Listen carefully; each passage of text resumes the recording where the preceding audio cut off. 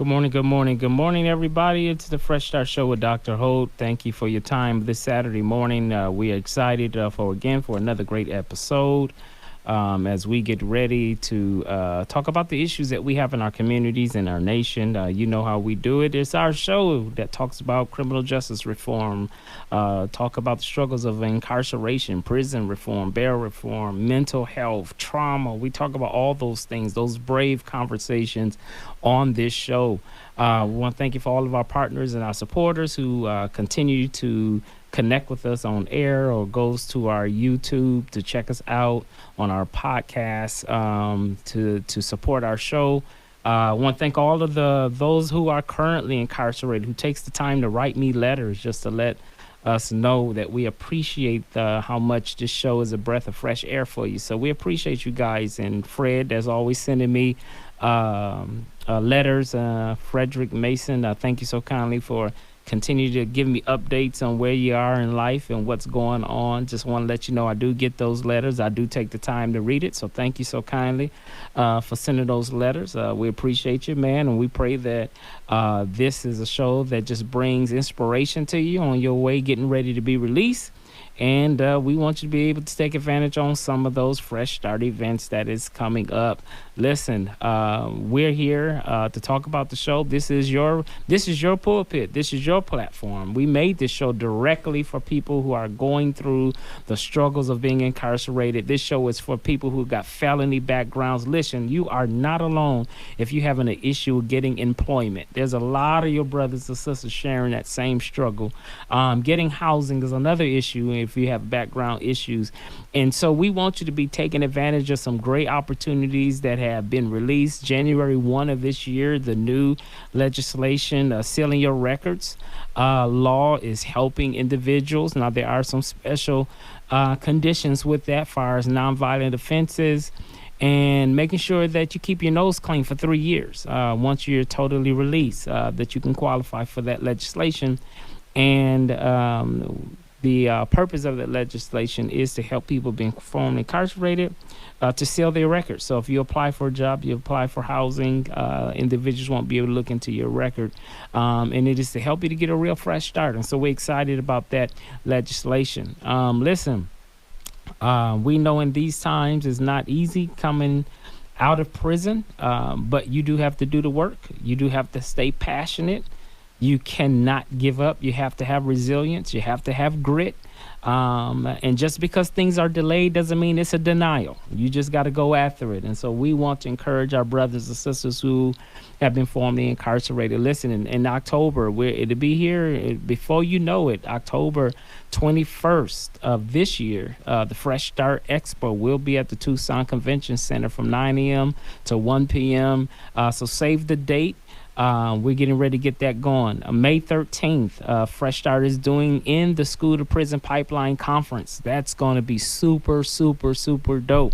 So it's not just about our adults that are having issues, but what about our young people? And I think helping young people to fix many of their issues before they're 18 is one of the best and robust proactive strategies that we can do to help young people, especially poor kids and kids of color. We know what trajectories look like if we don't help our young people. So please keep that locked. Save the date. We're several months out, but May will be coming very quick. But save the date. In the Fresh Start in the School to Prison Pipeline Conference, May 13th, Saturday at Palo Verde High. So let's get ready. Let's go. Listen, we got special guests in the house. Pima County Justice Services. I know y'all said, what the heck is Justice Services? And so we got our special guest, my guy Doyle, to come, which was a representative. I met him last year as he got hired on to do some great community work and some equity work and some reform work. And we're so happy to have him with us on today. So I want to give up a lot of time for him to speak. My co-host is in the house, Tom Cortez, as well. We really appreciate what this man do for our community, what he do in the faith community, what he does for his stance on justice reform. And if you ever listen to his remarkable testimony, it's just, wow, just miraculous. And it just really shows signs of resilience and grit. when you keep your faith in God. Yes, this is a secular show. Yes, I am also a pastor. Yes, I'm a doctor of trauma, and all those different things, but I don't hide my faith for nobody. So I still let people know. I still give glory to God, even on a secular station. And actually, I prefer being on the secular station. I don't want to be on the gospel or Christian station where Christians are just talking to other Christians. I like to reach the unchurched. I like to talk to people who want to have a relationship with God. And so, listen, I got a great show today, and so got my guy Doyle from the Justice Services, and we want to give him a chance to just talk about what is Justice Services for Pima County, what is their assignment for our county, what are some things and some agendas they're trying to take place, what's their mission, and what's his role and responsibilities with this department, and what are some future programs, projects, and initiatives that's trying to jump off this year. So, Doyle, what's up, my friend? Hey, I appreciate it. I thank you for this opportunity. It's just a blessing to be able to sit here. Speak closer to the mic. Oh, let me speak the mic this way then a little bit. There you go. Is that better? There you go. Okay. Thank you again. I appreciate this opportunity and for this blessing to be able to share with you and just talk to you a little bit. First and foremost, my name is Doyle R. Morrison. I'm the Community Engagement and Equity Specialist for the Department of Justice Services. Many of you are like Dr. Holt, and like, what is the Department of Justice Services? A lot of folks can't really distinguish us from the county attorney's office, pretrial, parole, probation. Well, we are the county conduit between the community and the county. It is our job to work with the community to identify disparities, disproportionalities, justice issues, to support the community and build capacity and making sure that we support them in justice reform, support them in the different things that they're dealing with, and also be a voice for them back to the county. One of the things I'll read to you real quick is our mission. Our mission is to improve the outcomes associated with the justice system through promoting recovery, reducing disparities, implementing best practice standards, expanding capacity, identifying new resources, providing cross-system data and evaluation, and reducing the payer-funded costs when possible. So to say all that, we're a new department. We officially got sanctioned as a department of the county in July of last year, and we're excited to just be here and make a difference and come to the community. Nice. So last year, you came on. Am I right? It was last year, was it? Or was it 2 years? So COVID really changed messed everything up. Man, like 1 year. They're like, no, that was 3 years ago. Was it a year before? I came on November the year before. Okay. So okay. Yeah. Okay. So talk about your role, your title, your role, and what's been new with this thing that you've been doing. Well, one of the reasons that my position was created as the engagement and racial equity person is we had the safety and justice challenge that we became a part of, as you're aware of, in 2015. Yeah. Through the MacArthur Foundation, received funds as one of several counties in the nation to be able to make a difference in the jail population, understanding the disparities and disproportionalities. So in that process, we came together, identified different strategies we wanted to work on in the county, put together our community collaborative, which is kind of the overseer of the different strategies and the different programs. And also with that collaborative, we brought individuals with lived experience. We brought individuals from the county and sister agencies, and we brought individuals from the community together as a committee to really identify what were the problems in our justice systems and figure out what reforms we could make and what systems we could put in place to reduce the jail population. With that, getting started, with that community working, and through all the strategies they put in place, we came up with a few different things. Some of you are familiar with the JPR, the Jail Population Review. Yeah. We had the Warrant Resolution Courts. We have the HEAP, which is the programming for African American males for criminogenic behavior and substance abuse. We came up with a bunch of different programs to implement in the justice system, as well as step courts for a diversion court, and other diversionary stuff that we did to really figure out how we could address the issues to reduce the population. Understanding not everybody needs to be in jail. Right. We have individuals with substance use disorders. We have individuals with mental health disorders that need to be assessed appropriately and treated appropriately, as opposed to just housed in the jail. Yeah. which is going to just exacerbate or make the problems worse or cause individuals to deal with unnecessary traumatic systems and circumstances on top of what they're already dealing with. Yeah. So by coming up with these different assessment tools and pretrial and other avenues, and coming with the diversions, coming up with these different things, we came up with different ways to reduce the jail population by getting individuals out of the jail that didn't need to be in the jail. Nice. That's great. So Tom, obviously, you always share your testimony of actually having that direct experience of formerly being incarcerated and things of that nature. So what's your thoughts of hearing some of these initiatives? Well, without a doubt, I mean, we talk about it all the time. For years inside of there, people cried out, when is somebody going to care? When is somebody going to do something? When are they going to change the system that is keeping us down?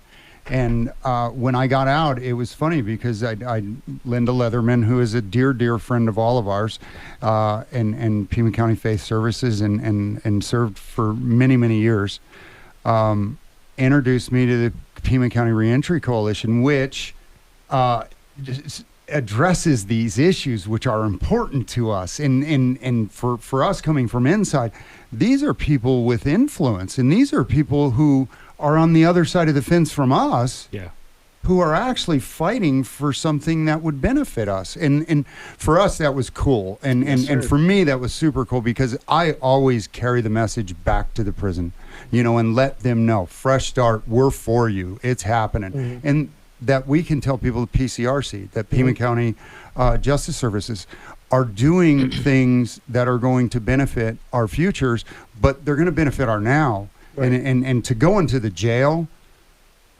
it's a nightmare in there. And I've said it before. Mm-hmm. I would rather do 3 years in prison than 6 months in jail. Right. Wow. It is awful in prison, and the treatment is awful in jail.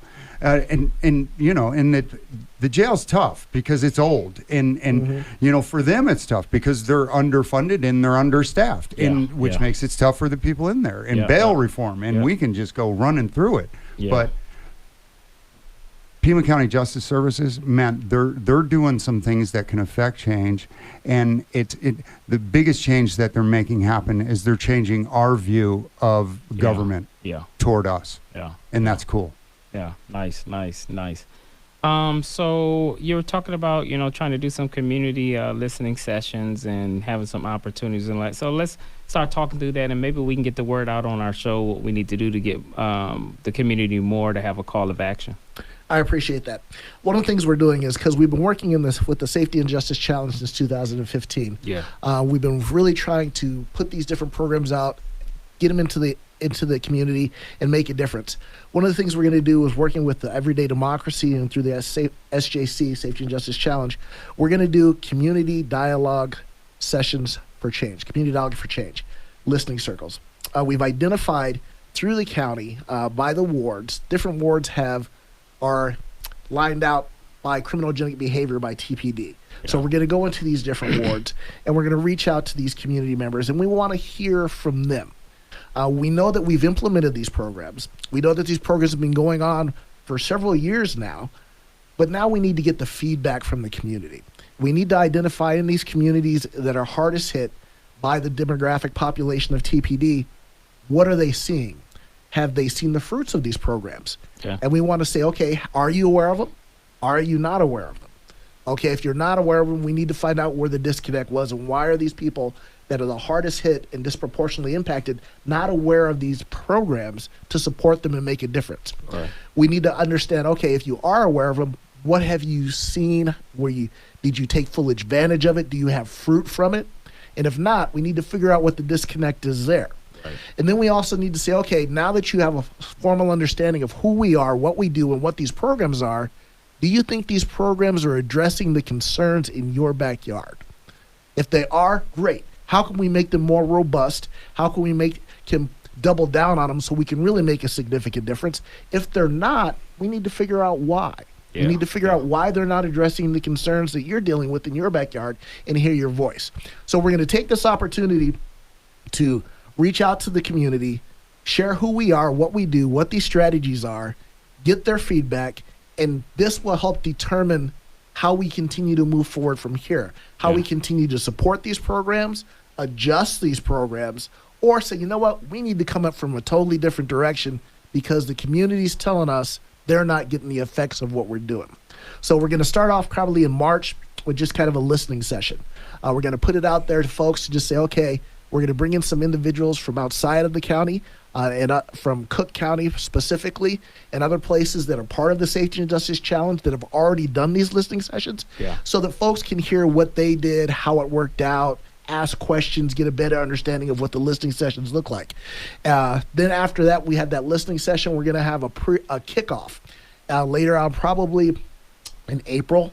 In that kickoff, we're going to bring everybody and a lot of folks from the community that want to have maybe the listening circles in their area and say, okay, let's give you the breakdown of what that's going to look like. Okay, here's the different strategies. Here's the modality we're using, the Dialogue for Change series. Here's how we're going to do it, how long the sessions are going to be, what it's about. Now we want to give you the impetus to say, hey, who wants to be part of this and have the circles in these areas? And then have the folks raise their hand, get on the list so we can start going out to the community. And we want to go out to the community. We want to meet people where they're at. We want to remove any barriers because we have people with work barriers, school barriers, child barriers. Let's get in your neighborhood. Let's get in your backyard, whether it's a neighbor's house, whether it's the library, whether it's the Boys and Girls Club, whatever we can to make it easier for you. Let's have these dialogue sessions in your area, in your community, and make it as easy as possible for you to participate so we can gather this information from you. Once we gather this information from you, we'll consolidate it into a white paper, into a form, and we're going to present it to the county justice services, the different justice entities, our system partners, and let them know, hey, this is what the Safety and Justice Challenge has been doing. Here's what the community is saying about it. And here's where we need to go in the future. Nice. Tom, throw it at you, man. We talked with the chief last week, and we discussed place network investigations. And this sounds a lot like, the holistic approach to policing, but the holistic approach to the community and the jail community is what you're talking about. Right. That we can actually address the whole person. Exactly. And anything that we're doing as far as justice reform, if it's not community centered, if it's not community focused, if their voices aren't the one driving the impetus, that's right, we're not going to have any change. I totally Things agree. are going to continue to be and do the same thing over and over and over again. And in my opinion, that's the definition of insanity. Yeah, right? it is. Do the same thing over and over again and expect a different response. So we have to make sure that the community voices are heard and make sure they come to the table and they're part of this. And I really want to emphasize folks to come out and participate because we have a lot of folks that want to be heard, but we got to get you to come to the table, be part of the discussion, be part of the solution so we can make this change. So we just want to take that opportunity to encourage folks, have a call to action to come out and participate and be part of this. I like that. So let me push back a little bit on the community being at the table, and I'm sure the community would love an opportunity. I'm sure people are like, when? You tell me when, right? But I think at the same time, where is our county sheriff at with this? Where's our police chiefs? And that's not just with TPD, but with Oro Valley, Miranda, our whole county as far as leadership, and our county attorney's office, things of that nature. Are they at the table as well? Well, see, that's one of the things that we want to do is we don't want to put the powers that be in the room because we want the individuals to share openly and honestly and not be focused on, these individuals and this power structure or dynamic are in the room. And it may be focused on just kind of venting or angry or aggression towards them as opposed to coming up, sharing, finding that common bond and coming up with solutions. After we do this and we get the paper together, then when we start looking at action steps, what are those action steps going to look like? That's when we want to work with the communities and say, when we present the results of this, that's when we want to get the powers that be in the room and say, here's what the community said. We're going to give a brief of exactly what the outcomes were, what the concerns were, and have them be there to see and have the community say, now let's move forward. Let's work together to make this happen. Nice. So, with all that being said, how can people reach you? What's first steps? Well, you can go to our Justice Services website, or if you reach me directly at doyle.morrison@pima.gov. I'm going to be working with some of our system partners, Pillars and Bridges, Boys and Girls Club, Goodwill, Boys to Men, and other different partners that we're working with to get the message out. Okay. We have a lot of individuals on our community collaborative, and we need more community members at the collaborative table. I'm sure. We started off with probably 14 individuals from the community, and this was all pre-COVID. But after COVID, it all kind of fell apart and kind of fell off. And now we're trying to rebuild that collaborative, and we have a lot of system partners and a few individuals from the community, but not nearly enough. And we want them to be part of that collaborative at the table, to have that ear of the different justice partners, the different community partners, the different behavioral health partners, to say, hey, this is what's going on in my hood. And I don't have one of your clinics in my hood. Right. I don't have appropriate representation in my hood. We've got over policing in my hood, or whatever the situation may be. Yeah. We need them at the table to voice that and be part of that. So please reach out to me at my direct email. I can get you the information. We're also on YouTube. We have a Facebook, Department of Justice Services Facebook. You can get information there, so I can reach out to you, make you part of the collaborative, get you on our list, get you to the table. Nice. We thank you for being with us, man. There's some great information. We're looking forward to doing what we can to be a catalyst, bring our community together. It takes a village. Definitely does. We have to stop doing all this siloed. I'm on my island by myself, me and my foe and no more approach.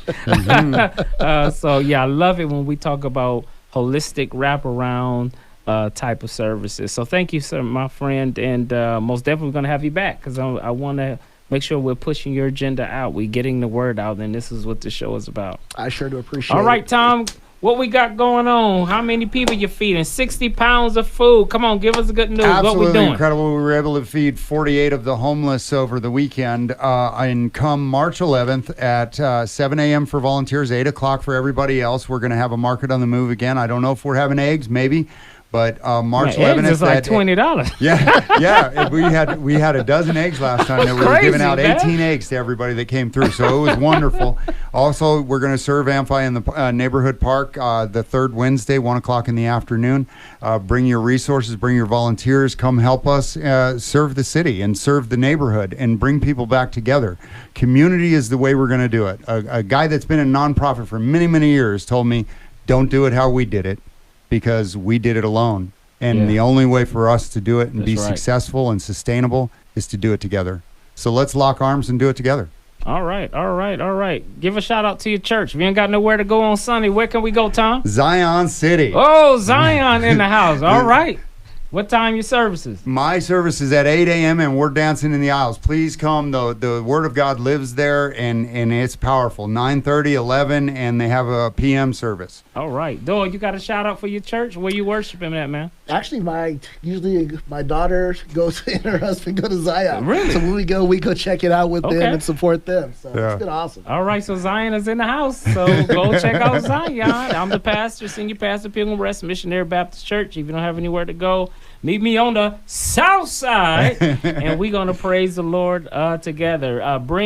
Don't worry about dress code. Just bring your heart and bring your mind for change. Amen. And God will meet you there. So, again, this has been a wonderful, wonderful, great episode of Fresh Start. Doyle, we thank you for taking your time to come out and to share with us some great things about what Pima County Justice Service is doing. We want to get a call to action out for your community listening opportunities. So let's do it. Let's support Doyle. He's sent some information out. Please email him, call him. Let's make a difference. Do not do all that complaining if you don't want to bring solutions. It's not helping nobody. But if we want to help out and make an impact, most definitely we're here to do that. Remember, Fresh Start, May 13th, in the Scooter Prison Pipeline Conference is coming your way. Save the date. And our October event, it goes down at the TCC, Tucson Convention Center, on October 21st. Listen, God bless everybody. We're so thankful that you decided to share. We are here every Saturday morning at 7:30 a.m. at 106.3 The Groove. And we want you to continue to keep coming and visiting with us every Saturday morning. Thank you for your time. Thank you for tuning in. Thank you for all what you do for our show and your love and support. Everyone here, the family of Fresh Start, appreciate you, and we want to say God bless you, and make sure you go to somebody's church on Sunday morning. God bless. Take care.